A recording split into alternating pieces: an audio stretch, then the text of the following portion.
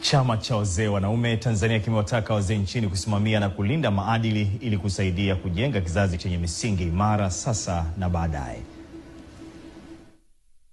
Akizungumza na waandishi wa habari, Rais wa Chama cha wazee wanaume Tanzania, Tadei Mchena, amesema kumekuwepo na matukio ya kuporomoka kwa maadili yanayohusisha baadhi ya wazee, hali inayopaswa kukemewa kwa nguvu zote. Wazee wote nchi nzima, sisi ni wazee, tumeitumikia nchi hii. Vijana wetu wanajifunza nini kupitia sisi wazee? Niombe kabisa wazee wote nchi nzima tuwe katika mstari mmoja, kwa maana kwamba tuwaelekeze vijana wetu jinsi ya kuishi. Wazee waweze kujiunga na chama cha wazee wanaume Tanzania. Ni kwa nini? Ni kwa sababu maadili haya yanatokea kwa sababu wazee wamekaa kichakala bakala, hawakutani kama wazee. Zamani wazee walikuwa wanakutana, wanavijua wanakutana.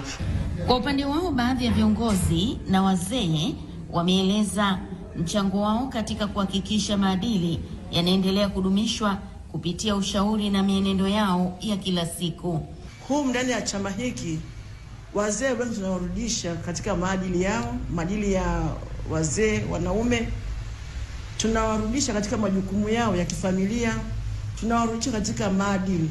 Na wale wazee wote ambao wataungana na sisi waje tarehe 13 mwezi wa 6, watasikiza ajenda zetu, ni kwa ajili ya kukemea vitendo kama hivi vinavyofanana hivyo.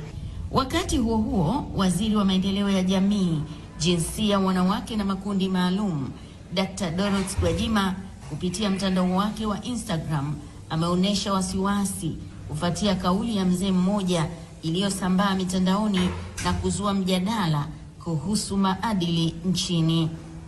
Kwa ujumla, imeelezwa kuwa wazee ni nguzo muhimu katika kulinda na kuendeleza maadili ya jamii. Hivyo wanapaswa kusimama imara na kuwa mfano bora wa kizazi cha sasa na kijacho. Jamila Omar, Channel 10, Arusha. Na mtazamaji, taarifa hiyo inahitimisha habari.